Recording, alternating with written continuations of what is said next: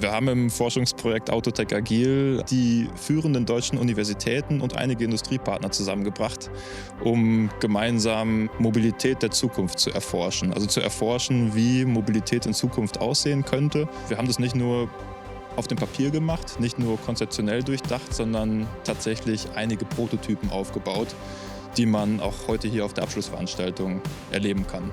Das heißt, dieses Mobilitätssystem der Zukunft wurde von einem Konsortium prototypisch aufgebaut mit verschiedenen fahrerlosen Fahrzeugen, aber auch konventionellen Fahrzeugen, Fußgängern und Radfahrern, die alle unterschiedliche Schwerpunkte haben, unterschiedliche Herausforderungen zukünftiger Mobilität lösen sollen.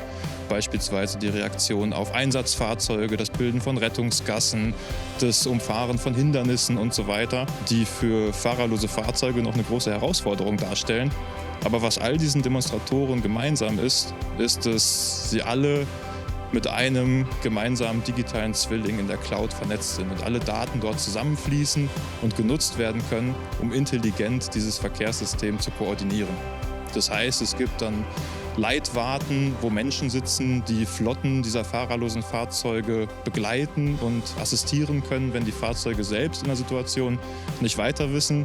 Genauso wie eine Leitzentrale, die diesen Leitwarten noch übergeordnet ist, die vielleicht eher hoheitliche städtische Interessen vertritt und den Verkehr beeinflussen kann, den Verkehr lenken kann, aus Innenstädten heraushalten kann, im Falle einer Gefahrensituation wie dem Brand eines Fahrzeugs, was wir auch heute hier auf der Abschlussveranstaltung demonstrieren, den Verkehr umlenken können, damit eben auch in herausfordernden Situationen, wenn mal eben nicht alles so klappt, wie es soll, das Verkehrssystem nicht kollabiert, sondern weiterhin betriebsbereit bleibt und die Leute weiterhin ans Ziel kommen und sich jederzeit sicher aufgehoben fühlen können.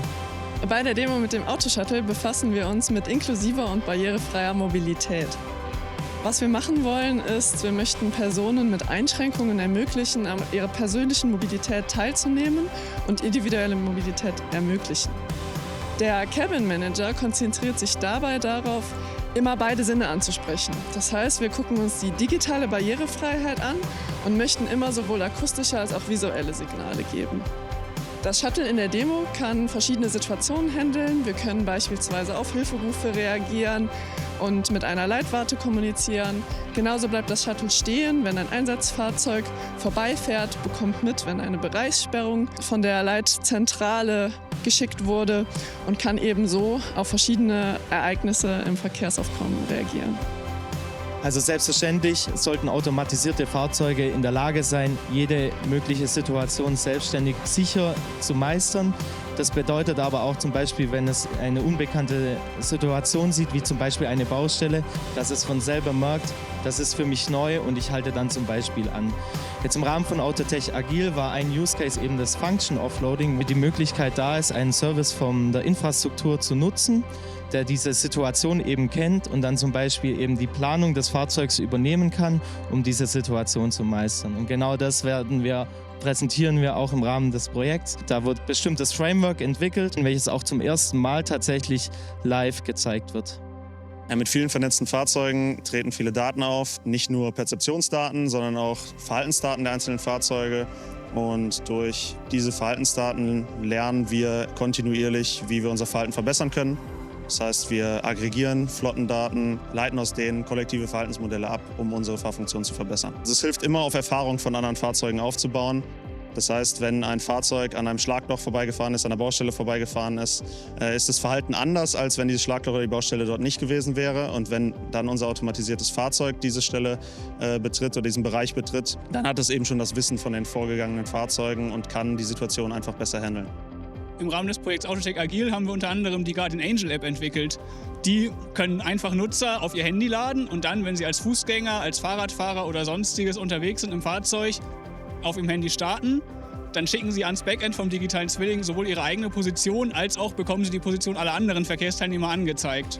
Hier speziell im E-Jet, den wir mitgebracht haben, kann man eine Runde drehen zum Beispiel und wenn man jetzt in eine kritische Situation gerät, bekommt die App eine Warnung und das Fahrzeug bremst automatisch ab.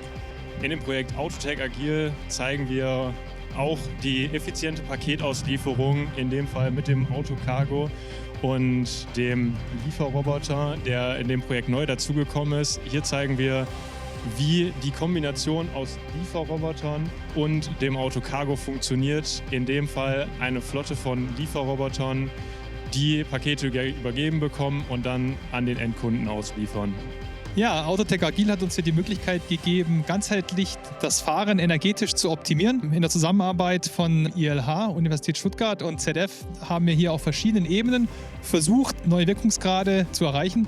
Angefangen mit optimierter Routenplanung auf der ersten Ebene, einem optimierten ACC-System, Eco-Control und dann einer optimierten Leistungselektronik, Ansteuerung auch zur Verbesserung der Haltbarkeit, aber auch der Effizienz dann auf der Leistungselektronikseite.